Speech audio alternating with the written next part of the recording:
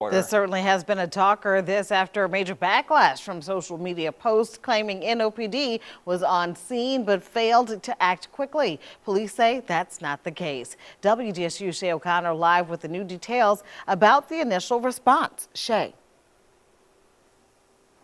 That is right, Gina and Travers. I mean, it did cause a lot of backlash on social media, but Police Chief Sean Ferguson with a big statement today saying the first deputy that was approached by the witness on the night in question was not with NOPD. Evidence was obtained that clearly showed that the individual who made the complaint about our response did not speak to a New Orleans police officer in first reporting this incident. Police Chief Sean Ferguson is talking about a rape reported at the intersection of Toulouse and Royal Streets the night of July 26th. He says his officers responded to the call from a witness, quote, swiftly and appropriately. The initial call of this incident was received at 11:21 p.m.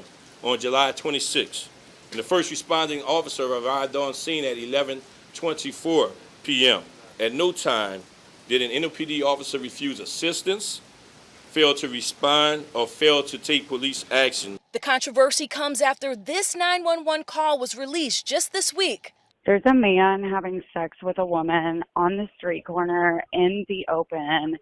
She is totally passed out. Two police officers just drove by. I know they saw them, and they did not stop. That witness also shared these tweets back in July, accusing NOPD of not responding as the rape was taking place.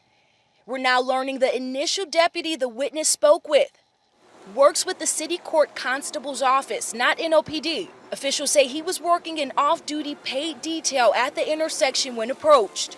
He's currently on suspension pending the investigation into his response that night. Meanwhile, those who work in the French Quarter say the news of the rape has sent shockwaves across the community. My initial reaction will, if that happened, that's very terrible. And if someone did that, they need to be captured and held accountable.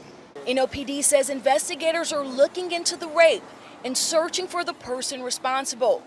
But the chief says according to surveillance video, officers had no way of knowing what was going down. We did see a vehicle drive by, but we cannot prove or disprove that an officer can actually see that there was something going on at that intersection. They were not waved down. No one waved the vehicle down or flagged that vehicle down.